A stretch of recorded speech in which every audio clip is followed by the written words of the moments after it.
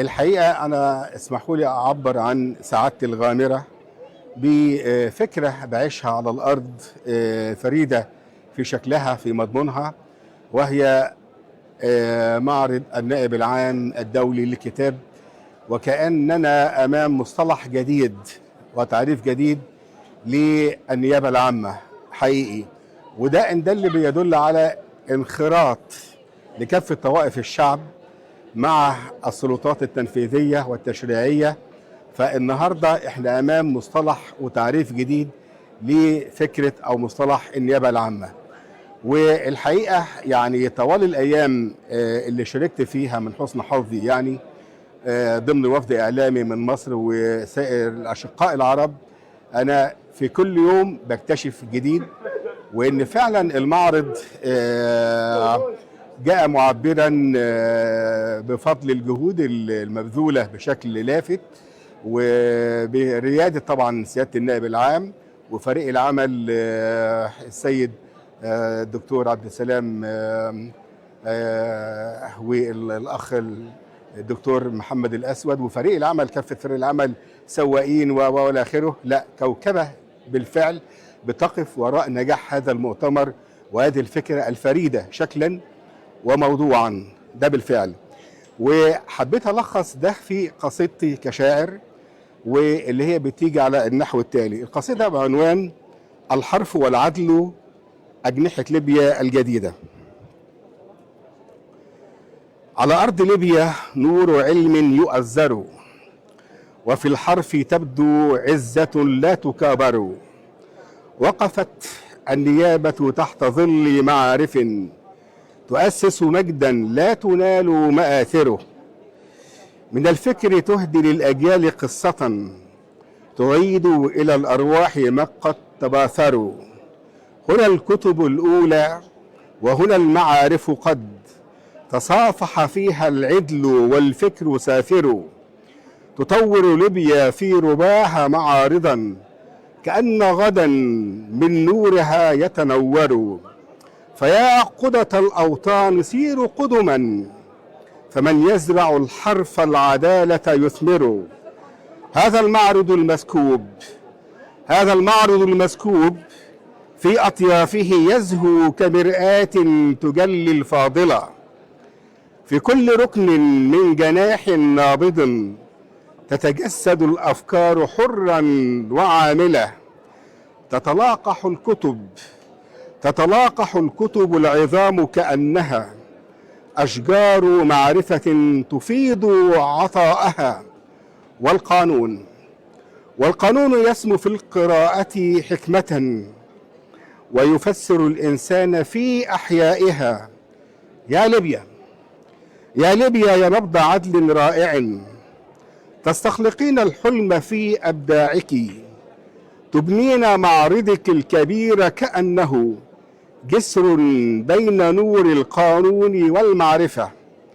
تسعى العقول وكل قاض مستنير يقرأ فيحيا الحق في تصديقه. ويرتل الحرف الكريم حكاية عن أمة تبني الحياة بحقها. والناس في طرب يصافح كلهم كتب القضاء ونبض أهل العلم. حتى الطفولة في جناح براءة تسأل ما العدل، فيجيب الحلم وتغرد الأقلام في معروفها أن العدالة والمعرفة أختان تمشي يدا بيد إلى مجد الوطن. تحيي الضمير وتصنع الإنسان. يا موطن الكلمة السمراء في وطن قد أرهقته رياح القهر والزمن.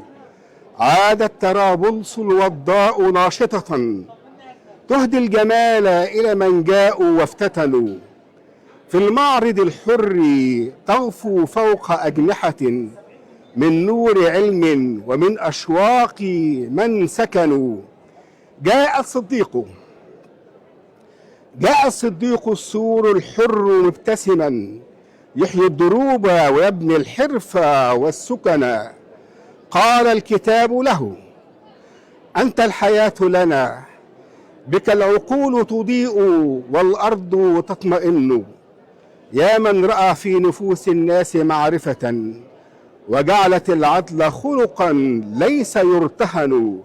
هذه النيابة دار الفكر ناهضة، تخطو إلى الفجر لا تخشى ولا تهن.